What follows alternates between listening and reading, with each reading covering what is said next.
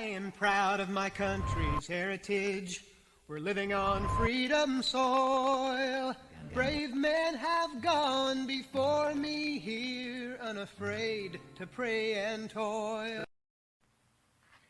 We're looking at a covenant. We're looking at an agreement, a commitment. Men make an agreement together to work together. And I want to look at them in the documents. Look at this in the documents, in the ratification letters, and in others. In the I'll give you this one. It's just interesting and neat. In the Declaration of Independence, they said this: "And for the support of this declaration, with a firm reliance on the protection of divine providence." There are some people they really don't like God. They don't like the fact that there's a God. I guess they want to be God. I don't know, but they don't. And so they say, well, there's no mention of the word God, G-O-D, and I don't think there is any place. But this protection of divine providence is talking about God. That's what they're talking about. We mutually pledge to each other our lives, our fortunes, and our sacred honor. And that is wonderful, that these men did this. There were a lot of people, as a matter of fact, everyone who fought for the revolution that had property were putting it on the line on both sides. In the ratification letters, we're looking at the covenant, we're looking at the agreement, the commitment, the compact. In Rhode Island and Providence Plantation's ratification letter, their paragraph, I think it's number 3, that there are certain natural rights of which men, when they form a social compact, this is the agreement together with commitment, a covenant, cannot deprive. In Massachusetts, in their first, it says the convention of another, having the convention, this is that elected convention, elected by the people to go through this proposed constitution, and the ones that then set up the amendments, having impartially discussed and fully considered the Constitution for the United States of America, and down further says this, and acknowledging with grateful hearts the goodness of the supreme ruler of the universe. Now, for some of you, I guess that's probably the head of your whatever. That being said, no, we're talking about God here, okay? In affording the people of the United States in this course of his providence, that's God, an opportunity deliberately and peacefully, without fraud or surprise, of entering into an explicit and solemn compact with each other. It's a compact between the people. The people are making an agreement together. This is our Constitution. This is important. By assenting to and ratifying a new Constitution. In New Hampshire's very similar solemn compact down in their paragraph 2, with each other, and again ratifying a new Constitution. In Virginia, very similar to Rhode Island's, when they form a social compact. Okay, and in North Carolina, as we're back to a social compact. Like Abraham's covenant, the Mayflower Compact, our government of the people, our Constitution, okay, is an agreement between citizens, between people, with commitment. Citizenship does not come from the civil or the politic. The civil and the politic comes from the citizens, our agreement, our compact. It's people agreeing together that makes us citizens. Now, concerning agreement, contracts, compacts, we want to see some more things. I want to look at a couple of things. In the Anti-Federalist Papers, the Anti-Federalist Papers are demeaned.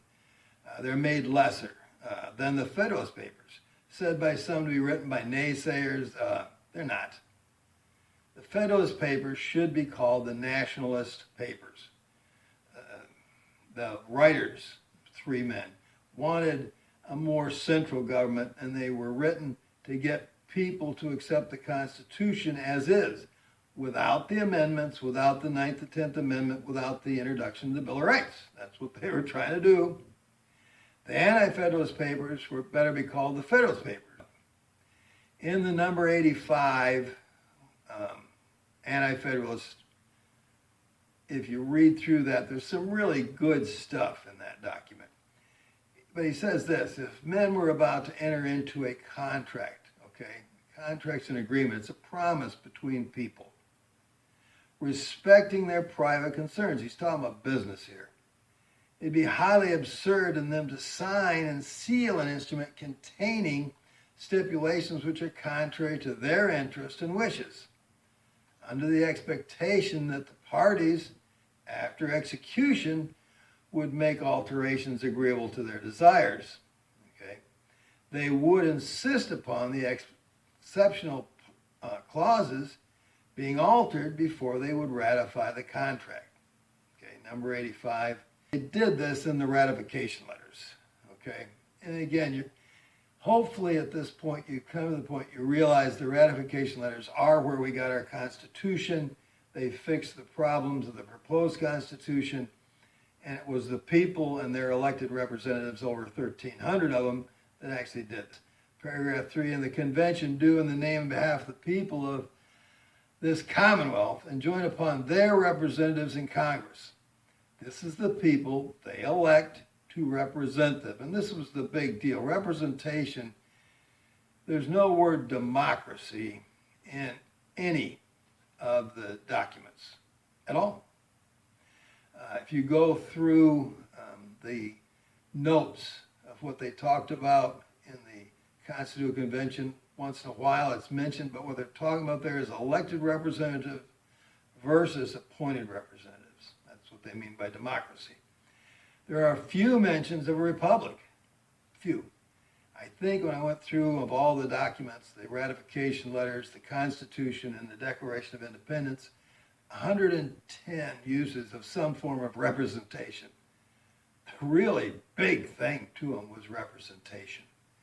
That's why they left. They couldn't get representation. In Congress, he goes on here, at all times until the alterations and provisions aforesaid.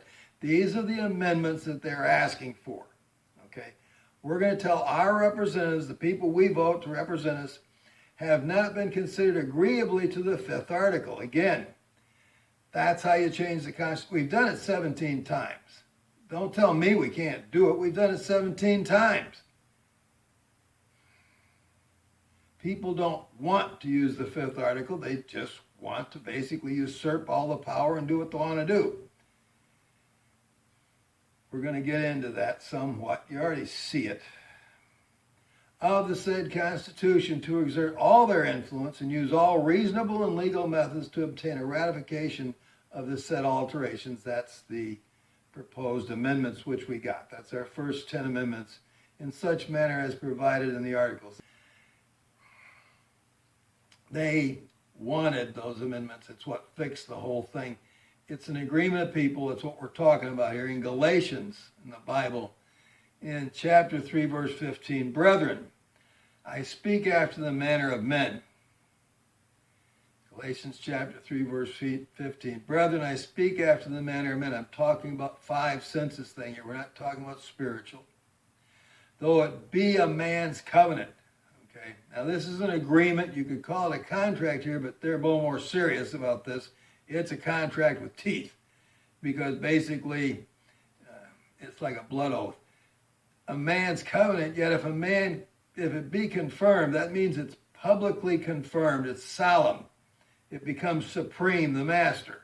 That's what it means there. No man disannulleth it. They don't cancel it. They don't nullify it. They don't repeal it or addeth thereto.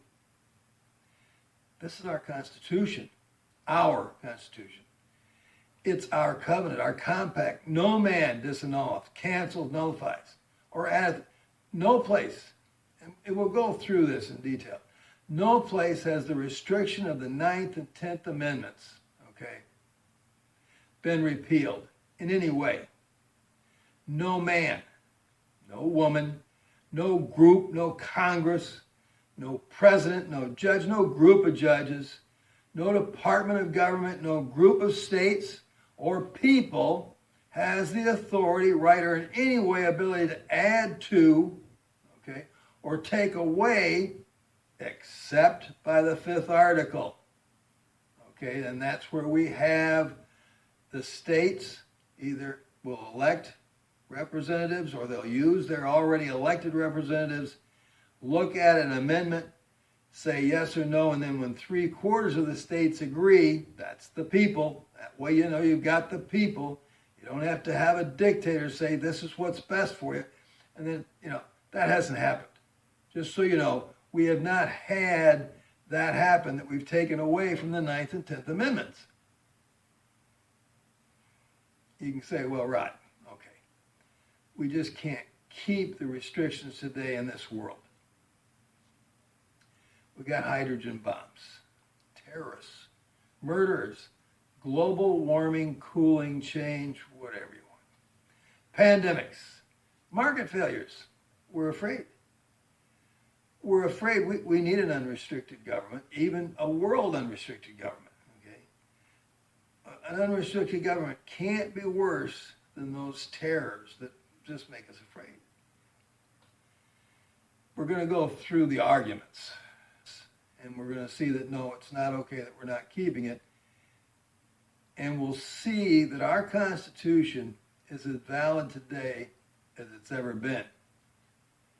And it still makes the greatest government, the government of the people, by the people, and for the people. We'll go on with this. Yes, our God still bears his mighty arm when men to him are loyal.